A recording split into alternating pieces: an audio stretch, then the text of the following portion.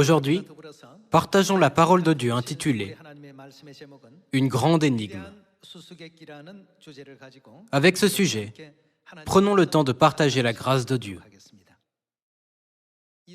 En tout lieu et en tout temps, les énigmes sont fréquemment utilisées pour éveiller la sagesse des gens. Dans notre vie quotidienne, nous pouvons trouver beaucoup d'énigmes. Parmi les histoires anciennes, il y avait un monstre appelé le Sphinx. Le Sphinx donnait des énigmes aux passants. Et celui qui ne pouvait pas répondre à son énigme était dévoré par lui. Un jour, un jeune homme appelé Oedipe a défié les énigmes du Sphinx. Le Sphinx a donné 3 énigmes. La première énigme était: quel être devient un géant le matin, puis un nain le jour, et un géant de nouveau le soir? Normalement, les gens ne pouvaient pas répondre à cette question lorsqu'on leur posait soudainement. Mais ce jeune homme appelé Oedipe a su tout de suite la réponse. Il a dit: c'est une ombre. Comme l'énigme a été correctement résolue, le Sphinx était très secoué. Jusque-là, personne n'avait répondu à ces questions. Il a posé la seconde question. Il y a 2 sœurs. L'une donne naissance à l'autre, et elle, à son tour, donne naissance à la première. Qui sont ces 2 sœurs? N'est-ce pas une question absurde? Mais Oedipe a répondu tout de suite. La réponse est jour et nuit. Le Sphinx était très surpris parce qu'il répondait à toutes les questions. Il lui a donc posé la dernière question. Quel être marche d'abord sur 4 jambes le matin, puis sur 2 jambes le midi et sur 3 jambes le soir? Beaucoup d'entre vous connaissent cette énigme. La réponse est l'homme, l'être humain. Cela peut ne pas avoir de sens si on le demande en cette époque, parce que les choses ont changé maintenant. Mais la réponse est l'être humain. Un bébé qui rampe, c'est comme s'il marchait sur 4 jambes le matin. Une personne marche sur 2 jambes le midi. C'est lorsqu'elle est active dans sa jeunesse. Et lorsqu'une personne vieillit, elle marche en s'appuyant sur une canne. C'est pourquoi le Sphinx a dit « sur 3 jambes le soir ». Lorsqu'Oedipe y a également répondu, le Sphinx était dans une grande agonie, en disant « il est impossible qu'un humain réponde à sa question ». Il a alors sauté dans l'eau et est mort. C'est un mythe. C'est une histoire sur des énigmes. Dans la Bible, il y a des enseignements comme des énigmes. Mais puisqu'elles sont fortement liées à notre salut et au pardon de nos péchés, nous devons les résoudre.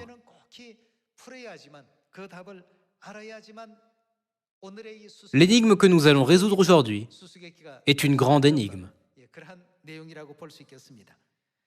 D'après 2 Thessaloniciens, chapitre 1, verset 7, « Que fera Dieu à ceux qui ne connaissent pas Dieu et à ceux qui n'obéissent pas à l'évangile de notre Seigneur Jésus, lorsqu'il apparaîtra au milieu d'une flamme de feu au dernier jour? » Ceux qui ne connaissent pas Dieu sont ceux qui n'ont pas trouvé la réponse à l'énigme que Dieu a donnée pour sauver l'humanité. N'est-ce pas? La Bible dit que Dieu punira ceux qui n'ont pas trouvé la réponse. Puisque c'est ce qui arrive à ceux qui ne connaissent pas Dieu, nous devons connaître Dieu, n'est-ce pas? Dans Osée chapitre 6, le prophète Osée a écrit que nous devons chercher à connaître Dieu. Cependant, pouvons-nous connaître Dieu si nous n'avons ni sagesse, ni connaissance, ni foi? Que dit Proverbe chapitre 9 de la connaissance de Dieu? C'est le commencement de la sagesse. Cela veut dire que toutes les questions peuvent être résolues lorsque nous connaissons Dieu. Le jeune homme appelé Oedipe avait une certaine compréhension des principes du monde. C'est ainsi qu'il a pu résoudre toutes les énigmes, même du point de vue humain. De même, qui devrions-nous avoir en nous afin de résoudre les énigmes sur le salut de nos âmes, le pardon des péchés et le royaume des cieux? Fondamentalement, à moins que nous n'ayons la sagesse et la connaissance de Dieu, toutes les énigmes dans la Bible sont très difficiles à résoudre. Dans Matthieu chapitre 13, Jésus a dit que la Bible entière est remplie de paraboles. Que devons-nous faire à leur sujet? Nous devons les résoudre. Mais peuvent-elles être résolues par les hommes? Il est écrit que personne ne peut résoudre les énigmes dans les 66 livres de la Bible. Qui viendra et résoudra ces énigmes? La Bible dit que nous connaîtrons toutes ces choses lorsque Dieu viendra et qu'il nous enseignera et nous donnera la compréhension. D'après les prophéties dans Michée chapitre 4 et Ésaïe chapitre 2, qui viendra dans la suite des temps? Dieu viendra. Il apparaîtra à Sion, nous donnera la loi. Et quoi d'autre? Il nous enseignera tous les secrets qui ont été cachés. Si l'on vous pose la question, il y a deux sœurs. L'une donne naissance à l'autre, et elle, à son tour, donne naissance à la première. Qui sont ces deux sœurs? Quel genre de réponse vous vient à l'esprit? De la même manière, dans Matthieu chapitre 13, Dieu a dit qu'il publierait des choses cachées depuis la création du monde. Et il a également dit toutes les choses en paraboles.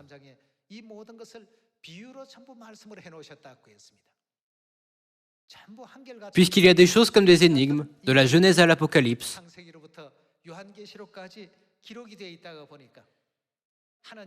seulement qui peut révéler la vraie volonté de Dieu? Seul Dieu peut la révéler. Pour cela, il est venu sur cette terre. Alors, qui devons-nous chercher si nous espérons le royaume des cieux et désirons le salut et la vie éternelle?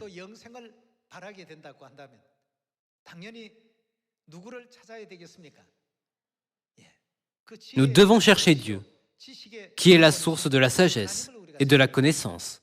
C'est pourquoi le livre des Proverbes dit « Celui qui rencontre Dieu deviendra plus sage et il augmentera son savoir. » La crainte de Dieu, la connaissance de l'Éternel est le commencement de la sagesse.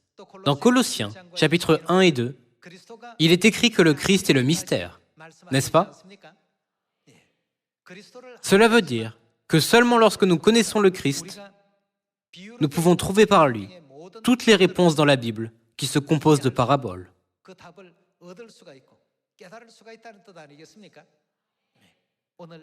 Parmi de grandes énigmes, il y a une énigme que Jésus a donnée. Jetons un œil à Matthieu, chapitre 16, verset 13, pour voir ce qu'est cette énigme. Jésus, étant arrivé dans le territoire de Césarée de Philippe, demanda à ses disciples, « Qui suis-je au dire des hommes, moi, le Fils de l'homme ?» C'est une grande énigme. Qui suis-je au dire des hommes, moi, le Fils de l'homme? Verset 14. Ils répondirent, « Les uns disent que tu es Jean-Baptiste, les autres, Élie, les autres, Jérémie, ou l'un des prophètes. » Et vous, leur dit-il, qui dites-vous que je suis? Simon-Pierre répondit, « Tu es le Christ, le Fils du Dieu vivant. » C'était la bonne réponse. Voyons le verset 17. Jésus, reprenant la parole, lui dit, « Tu es heureux, Simon, fils de Jonas, car ce ne sont pas la chair et le sang qui t'ont révélé cela, mais c'est mon Père qui est dans les cieux. Et moi, je te dis que tu es Pierre, et que sur ce roc, je bâtirai mon église, et que les portes du séjour des morts ne prévaudront point contre elle. Je te donnerai les clés du royaume des cieux. Ce que tu liras sur la terre sera lié dans les cieux, et ce que tu délieras sur la terre sera délié dans les cieux. Alors, il recommanda aux disciples de ne dire à personne qu'il était le Christ. Dans Matthieu chapitre 16, Jésus a donné une grande énigme. Qui suis-je au dire des hommes du monde? Et qui dites-vous que je suis? Lorsque Jésus a posé cette question, Pierre, l'un de ses disciples, a dit « Tu es le Christ, le Fils du Dieu vivant ». Jésus était très content et a dit « Ce ne sont pas la chair et le sang qui t'ont révélé cela, mais mon Père qui est dans les cieux t'a donné cette connaissance et t'a ouvert les yeux spirituels. Sinon, tu n'aurais pas connu cette réponse. Maintenant, je te donnerai les clés du royaume des cieux. Ce que tu liras sur la terre sera lié dans les cieux, et ce que tu délieras sur la terre sera délié dans les cieux. » C'était l'une des énigmes que Jésus et ses disciples ont partagées il y a 2000 ans.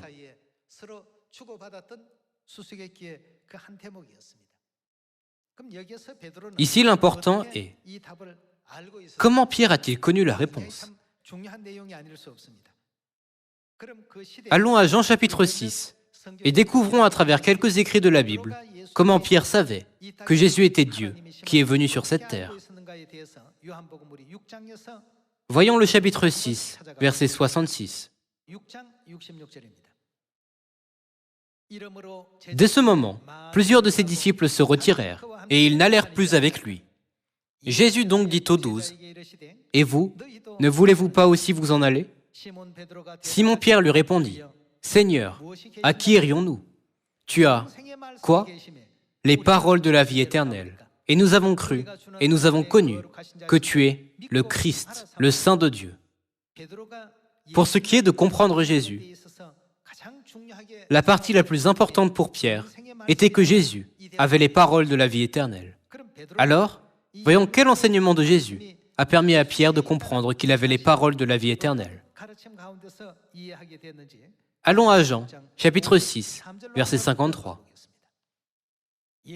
Jésus leur dit, « En vérité, je vous le dis, si vous ne mangez la chair du Fils de l'homme, et si vous ne buvez son sang, vous n'avez point la vie en vous-même. Celui qui mange ma chair et qui boit mon sang a la vie éternelle, et je le ressusciterai au dernier jour. Car ma chair est vraiment une nourriture, et mon sang est vraiment un breuvage. Celui qui mange ma chair et qui boit mon sang demeure en moi, et je demeure en lui. Comme le Père qui est vivant m'a envoyé, et que je vis par le Père, ainsi celui qui me mange vivra par moi. C'est ici le pain qui est descendu du ciel. Il n'en est pas comme de vos pères, qui ont mangé la manne et qui sont morts. Celui qui mange ce pain vivra éternellement. » Pierre s'est toujours souvenu de cet enseignement. Tu as les paroles de la vie éternelle. Seulement qui peut vivre éternellement? Dieu seul.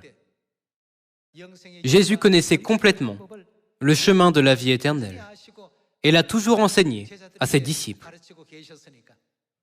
C'est pourquoi, bien que tout le monde quitte Jésus, Pierre est resté avec lui jusqu'à la fin et a dit, « Seigneur, à qui irions-nous?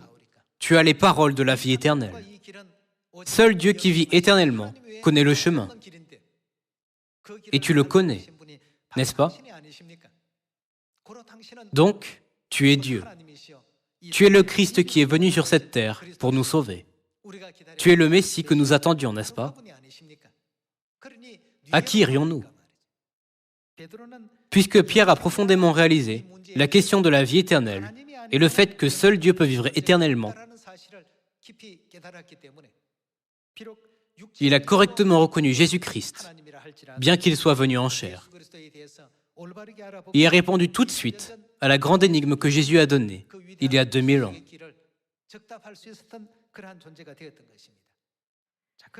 Alors, n'est-il pas prophétisé que Dieu reviendra en cette dernière époque du Saint-Esprit? Voyons Hébreux, chapitre 9, verset 27. Et comme il est réservé aux hommes de mourir une seule fois, après quoi vient le jugement, de même Christ, qui s'est offert une seule fois pour porter les péchés de beaucoup d'hommes, apparaîtra sans péché, une seconde fois, à ceux qui l'attendent pour leur salut.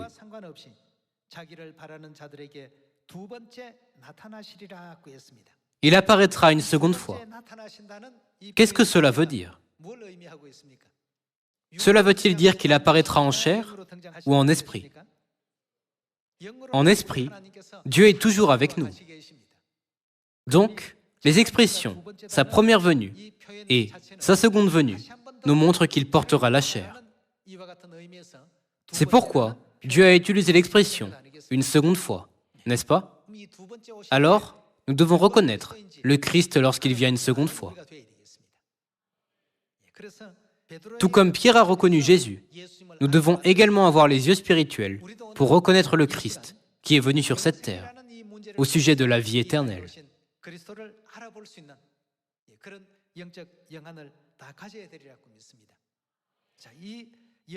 Où dans les 66 livres de la Bible, la vie éternelle apparaît-elle pour la première fois?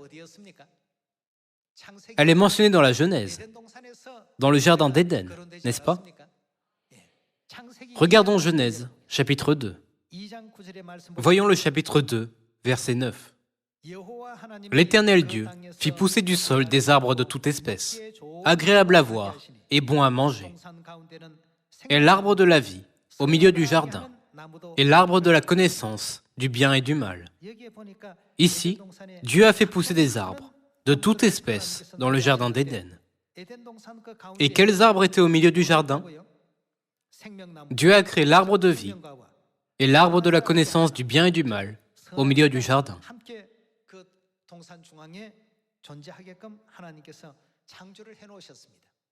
Voyons quelles sont leurs caractéristiques dans le chapitre 2, verset 17. Mais tu ne mangeras pas de l'arbre de la connaissance du bien et du mal, car le jour où tu en mangeras, tu feras quoi? Mourras certainement.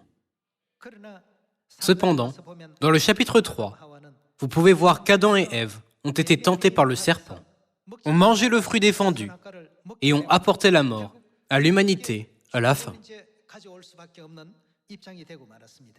Alors, n'y a-t-il pas le chemin pour vivre éternellement pour l'humanité, qui en est venue à mourir en mangeant le fruit défendu? N'y a-t-il pas de moyen?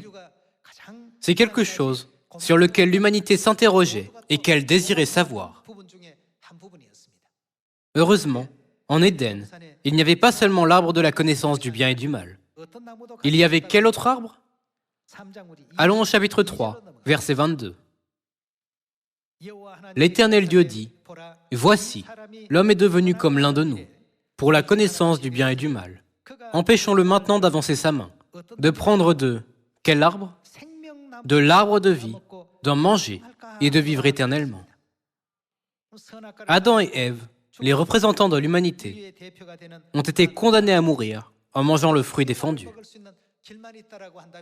S'il y avait eu un chemin pour manger de l'arbre de vie, ils auraient pu revivre, n'est-ce pas? Cependant, dans le verset 23, Dieu a pris une certaine mesure afin que les pécheurs ne puissent pas s'approcher de l'arbre de vie.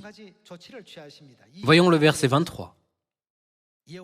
Et l'Éternel Dieu le chassa du jardin d'Éden, pour qu'il cultive la terre d'où il avait été pris. C'est ainsi qu'il chassa Adam, et il mit à l'orient du jardin d'Éden les chérubins qui agitent une épée flamboyante, pour garder le chemin de l'arbre de vie.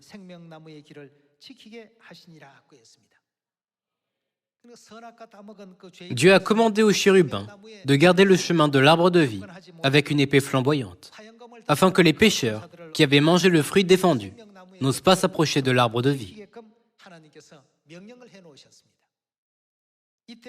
À partir de ce moment, Adam et Ève ne pouvaient s'empêcher de se lamenter en disant « Misérable que je suis, qui me délivrera de ce corps de mort ?» comme il est écrit dans Romains chapitre 7. Adam et Ève auraient pu vivre la meilleure des vies si le chemin de l'arbre de vie avait été ouvert, n'est-ce pas? En Éden, Adam et Ève ne manquaient de rien. Ils n'étaient ni tristes, ni malades, ni affligés. Ils étaient seulement joyeux et heureux.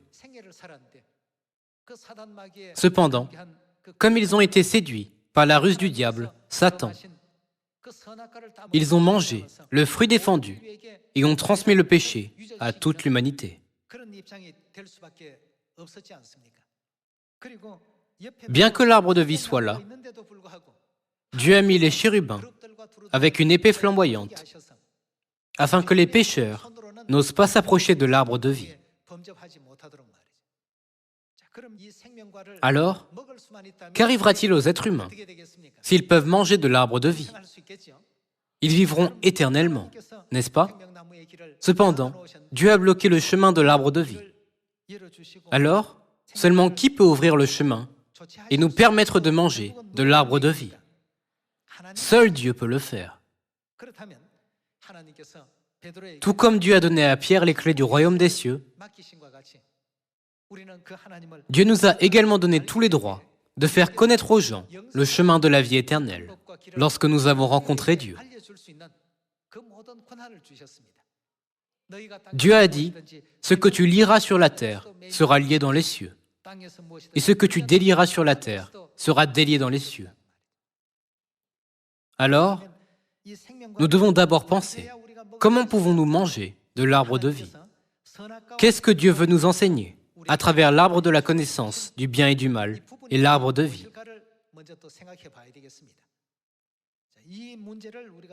Avant de résoudre ce problème, nous devons d'abord connaître les caractéristiques de l'Ancien Testament et du Nouveau Testament.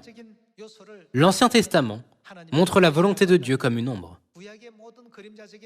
Et la réalité de l'ombre est dans le Nouveau Testament. En d'autres termes, l'Ancien Testament est une ombre et le Nouveau Testament est sa réalité. Dans l'ombre, l'arbre de la connaissance du bien et du mal et l'arbre de vie apparaissent. L'important est de connaître la réalité de l'arbre de vie, n'est-ce pas? Ce n'est qu'alors que nous pouvons nous approcher de la vie éternelle. Qui est venu sur cette terre une seconde fois avec la vie éternelle? La porte du royaume des cieux peut être ouverte lorsque nous le connaissons et le rencontrons, n'est-ce pas? Voyons la réponse de Jésus concernant l'arbre de vie qu'il a donné il y a 2000 ans.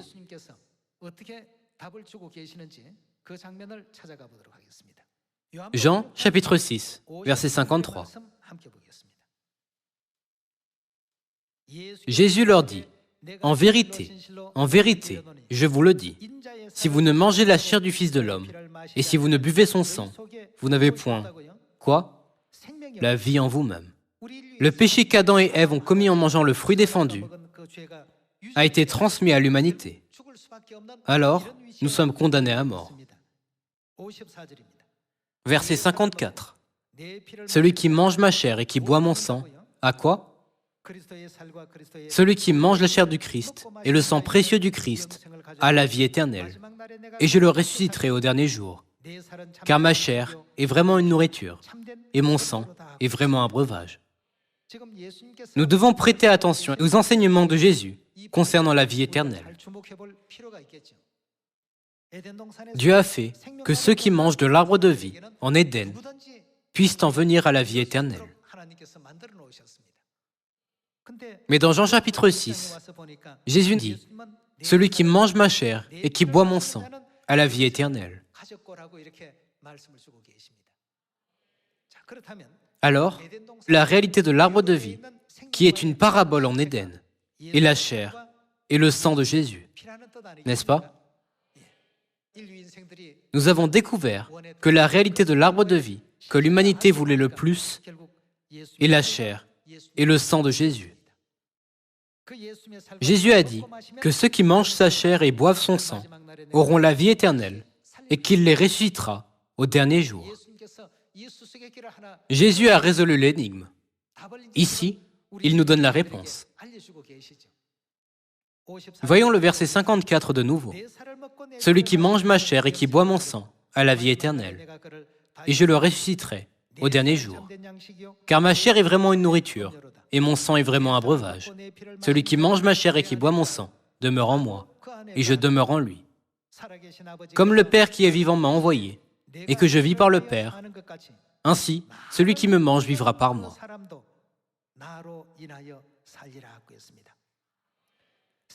Jésus n'a pas dit « Celui qui mange de l'arbre de vie vivra par l'arbre de vie ». Mais il a dit « Celui qui me mange ».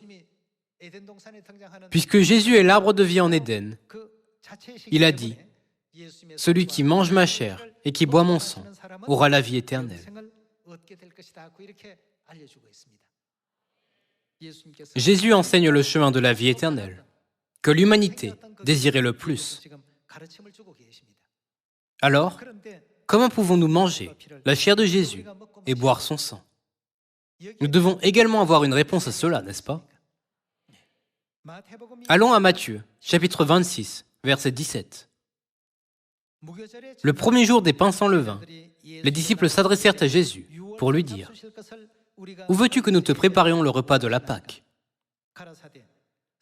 Il répondit « Allez à la ville chez un tel, et vous lui direz « Le Maître dit, mon temps est proche. Je ferai chez toi la Pâque avec mes disciples. » Les disciples firent ce que Jésus leur avait ordonné, et ils préparèrent la Pâque. Ici, nous pouvons confirmer que le moyen de manger la chair de Jésus et de boire son sang est dans la Pâque. C'est très important. Verset 26.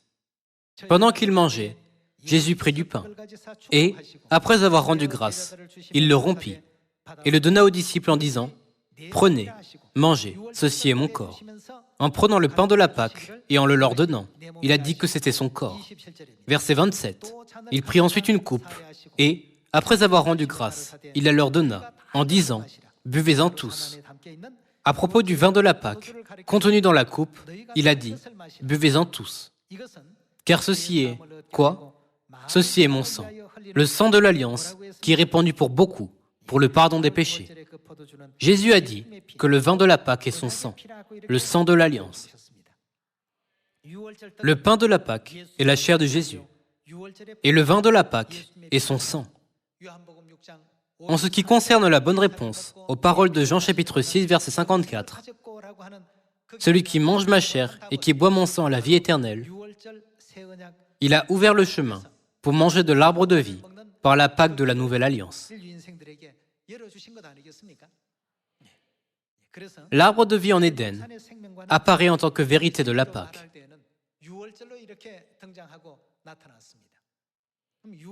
La Pâque est absolument nécessaire parce que la Pâque est l'arbre de vie que Jésus lui-même a enseigné. Cependant, cette vérité précieuse de la vie a été piétinée par Satan, le diable.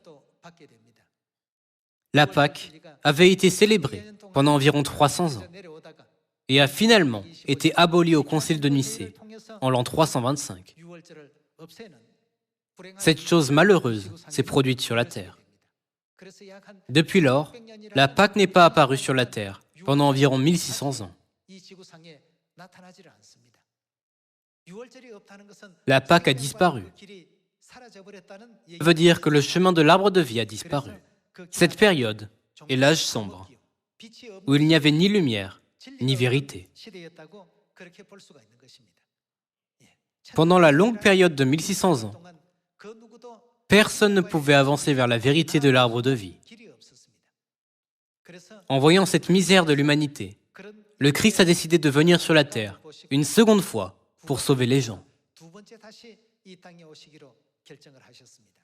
Revenons à l'Épître aux Hébreux, chapitre 9, verset 27.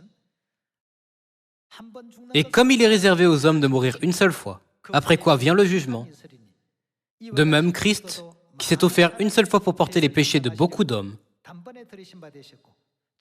lorsque Jésus est venu pour la première fois, c'était pour porter les péchés de l'humanité. Quel était le but de sa seconde venue alors? Apparaîtra sans péché une seconde fois à ceux qui l'attendent pour leur salut. Que veut dire la parole pour leur salut?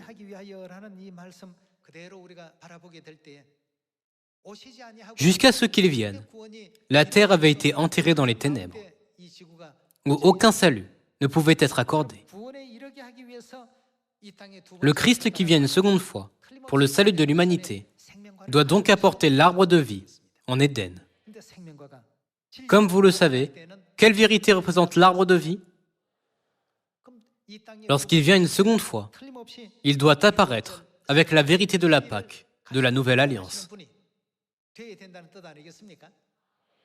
Matthieu chapitre 24 continue de nous avertir d'être en éveil, car beaucoup de faux Christ et de faux prophètes apparaîtront et séduiront même les élus en cette époque.